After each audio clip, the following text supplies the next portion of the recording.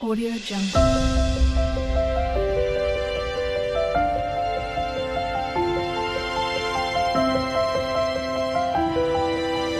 Audio Jungle. Hello guys, welcome to my study channel. आज हम कुछ नया डिस्कस करने वाले हैं जो कि विलियन चैप्टर से है। तो देखिए, विलियन चैप्टर से सबसे पहले तो हम इसके बेसिक कॉन्सेप्ट को समझेंगे और बेसिक देखने के बाद उसमें मोलरता, नॉर्मलता और मोललता तथा मोल प्रभाज को देखेंगे। तो डिटेल एक्सप्लेन जो है हिंदी में ही होगा यहाँ, और इसके साथ साथ मैं आपको नोट्स भी प्रोवाइड करवाऊंगी जिसके लिए डिस्क्रिप्शन में लिंक डाल दिया गया है, तो चेक जरूर करें। चलिए हम स्टार्ट करते हैं। सबसे पहले तो देखेंगे हम विलियन। विलियन चैप्टर से हम कुछ पढ़ते हैं, तो उसके लिए हमें विलियन क्या होता है ये जानना जरूरी होता है, ठीक है। तो देखिए, विलयन क्या होता है। यह दो या दो से अधिक समांगी मिश्रण होता है जिसका संगठन कुछ सीमाओं तक परिवर्तित किया जा सकता है, विलयन कहलाता है। अच्छा, यहाँ पे एक और डाउट होगा कि समांगी मिश्रण क्या होता है, ठीक है। तो मैं उसको भी बताऊंगी कि समांगी मिश्रण क्या होता है। उससे पहले तो हम ये देख लेते हैं कि दो या दो से अधिक क्या है। दो या दो से अधिक समांगी मिश्रण मतलब पहला तो क्या होगा, इसमें एक विलेय होता है और दूसरा विलायक होता है। विलेय और विलायक मिल करके विलयन बनाते हैं। तो देखिए, विलेय क्या होता है। विलयन का वह घटक होता है जिसकी मात्रा कम होती है। जब हम विलयन बनाते हैं तो उसमें जिसकी मात्रा कम होती है वही उसका विलेय होता है, तथा विलायक देखिए, विलयन का वह घटक जिसकी मात्रा अधिक होती है।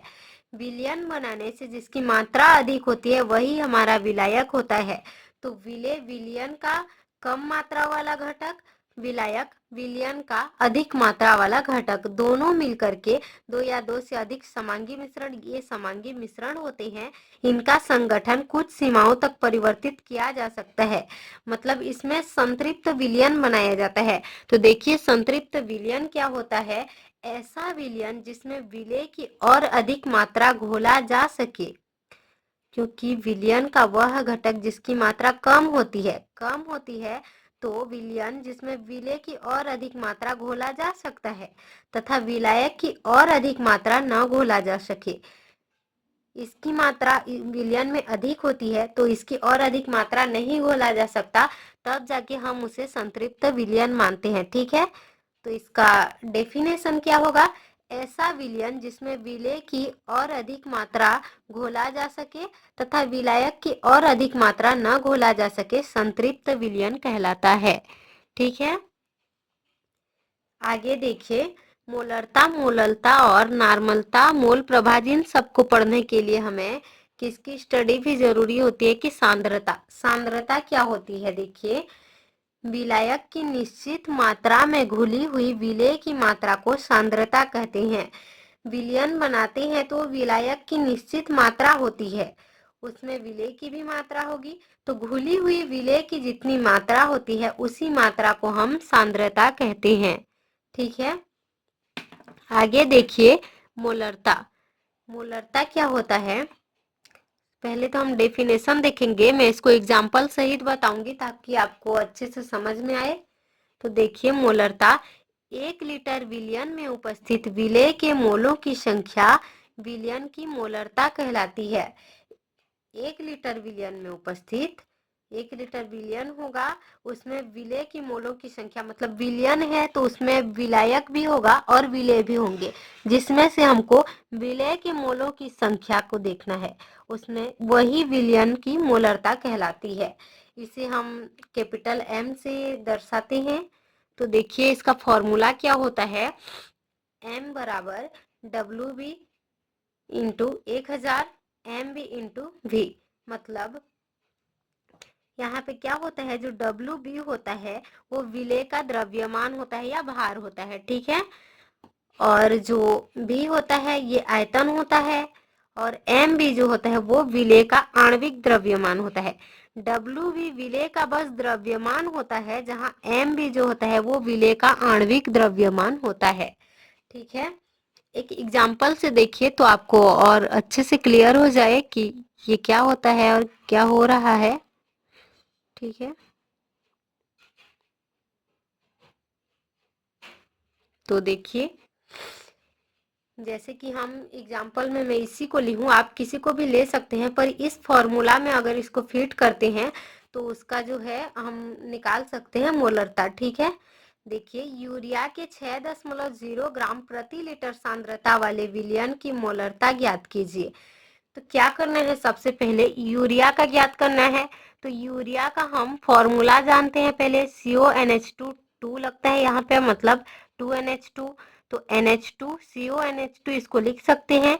इसका अणुभार कितना होगा, 60 होगा। और ये 60 कैसे होता है वो देखिए, क्योंकि नाइट्रोजन का हम भार देखते हैं। ठीक है, तो नाइट्रोजन 7 है और ये नाइट्रोजन 7, इसका भार कितना होगा, इसका परमाणु क्रमांक 7 है, मतलब भार कितना होगा, 14। इसका भी परमाणु क्रमांक 7 है, मतलब भार 14। 14 और 14 मिलके 28, क्योंकि 2 नाइट्रोजन है तो 28 हो गया। और ये जो होता है, ये देखिए ऑक्सीजन का एक ही ऑक्सीजन है, इसका भार कितना होता है, 16। 16 लिख दिए हम।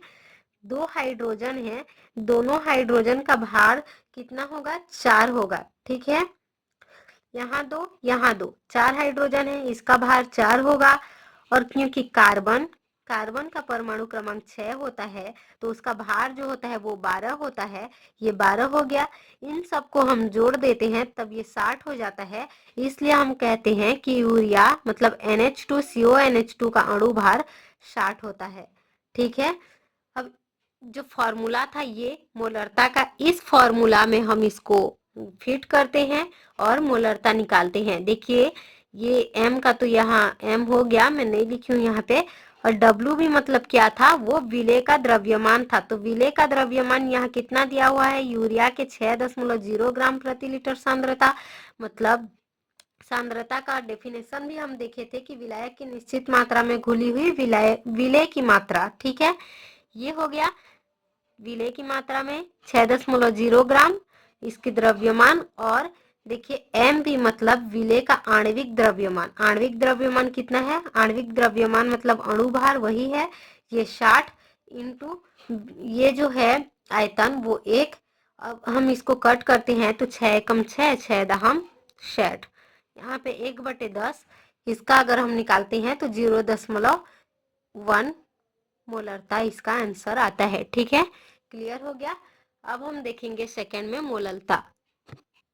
ये देखिए मोलरता, जिसे हम मोलरता को कैपिटल M से शो कर रहे थे, तो इस मोलरता को हम स्मॉल m से शो करते हैं। ठीक है, देखिए इसका डेफिनेशन पहले देख लीजिए कि 1000 ग्राम विलायक में घुले विलेय के मोलों की संख्या मोलरता कहलाती है। ठीक है, इसे हम स्मॉल m से प्रदर्शित करते हैं, तब क्या होता है, इसका फॉर्मूला देखिए, WB into 1000 MB into WA, जहाँ WB बराबर विलेय का द्रव्यमान होता है, MB बराबर आणविक द्रव्यमान या आणविक भार होता है, अणु भार होता है, और ये WA बराबर विलायक की ग्राम में मात्रा होता है। ठीक है, इतना क्लियर हो गया कि फॉर्मूला उसका क्या होता है, विलेय का द्रव्यमान इंटू 1000 और MB मतलब अणु भार इंटू विलायक की ग्राम में मात्रा। ठीक है, एक एग्जाम्पल देखिए, फिर अच्छे से समझ में आएगा कि मोलरता क्या होता है। तो आप बाकी एग्जाम्पल ले सकते हैं, हम इस एग्जाम्पल को लिए हैं ताकि इसमें हम अच्छे से समझा सकें। तो 500 ग्राम जल में 4 ग्राम NaOH सोडियम हाइड्रोक्साइड घुला है, तो विलयन की मोलरता ज्ञात कीजिए। यहाँ क्या होता है, स्मॉल w जिसे हम 4 ग्राम लिए हैं, w बराबर 500 ग्राम। अब जल में ये 500 ग्राम जल में 4 ग्राम NaOH या सोडियम हाइड्रोक्साइड घुला है। ठीक है, ये क्या होगा, ये 40 होगा। 40 क्यों होगा, क्योंकि ये NaOH सोडियम 11 होता है, तो उसका अणु भार जो होता है वो होता है 23। ऑक्सीजन का 8 उसका परमाणु क्रमांक मतलब 16 उसका अणु भार होगा, तो 23 और उसका हो गया 16, और ये हाइड्रोजन का 2, ये सब मिला के इसमें 40 होता है इसका भार जो होता है। तब हम विलयन की मोलरता ज्ञात करते हैं। तो सबसे पहले हम इसको जो फॉर्मूला होता है उसको रखते हैं, अभी क्योंकि यहाँ पे ये डब्ल्यू बी बराबर 4 माने हैं, हम इसको 1000 से गुणा किए हैं, और एम बी जिसका भार 40 है तो उसको हम 40 लिए हैं, और क्योंकि ये 500 ग्राम में है तो इसलिए हम 500 को इससे गुणा किए हैं। अब इसको हम कट करते हैं, तब क्या होता है देखिए,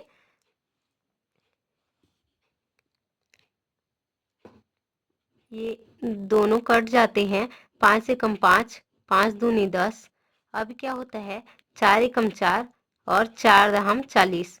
ठीक है, अब क्या होता है देखिए, ये तो 2 हो गया, 2/10 मतलब 2 एकम 2, 2 पंचे 10। अब 1/5 बराबर 0.2 इसका मोलरता इसका आंसर होता है।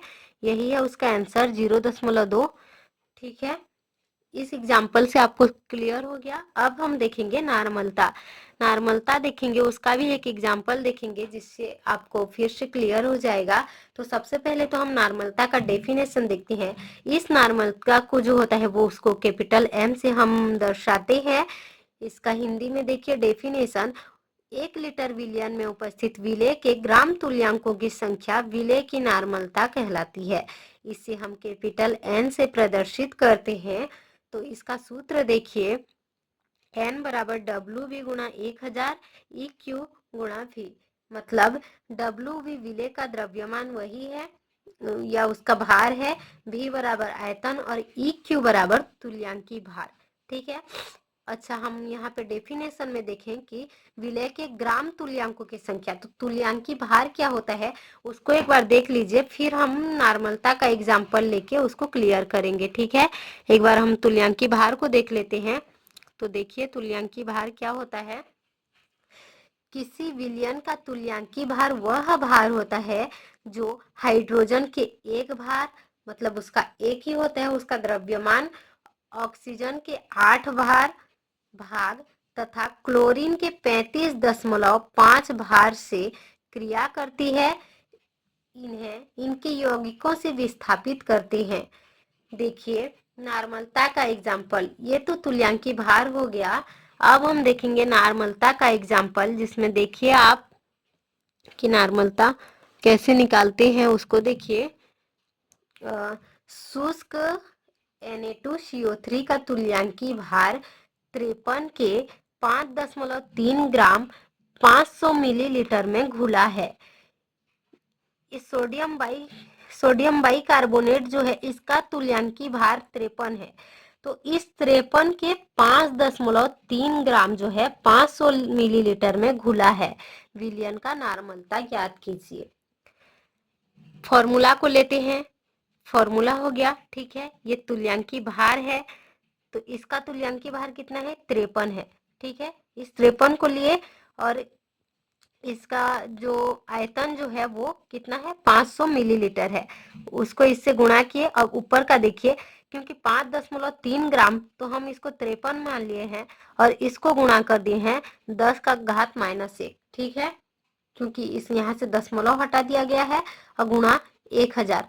अब हम इसको कट करते हैं, तब क्या होता है, ये 53 और 53 कट जाते हैं, ये 500 एकम 500, 500 दूनी 1000। अब 10 का गुणा 10 का घात 1 -1, इसका गुणा हम 2 से करते हैं तब 2/10 आता है, और इसको हम अगर नॉर्मलता निकालते हैं तो 0.2 इसका नॉर्मलता होता है। ठीक है, यही होता है इसका आंसर। तो थैंक यू गाइस, एक बार और अच्छे से देख लीजिए आप ताकि आपको पूरा क्लियर हो जाए। और इसके लिए मैं नोट्स के लिए डिस्क्रिप्शन में लिंक डाल दी हूँ, चेक जरूर कीजिए। ठीक है,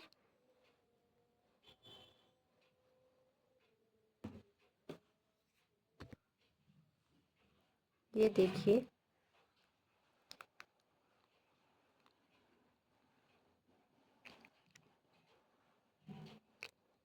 so thank you guys video के एंड तक बने रहने के लिए। चलिए हम मिलते हैं नेक्स्ट वीडियो में।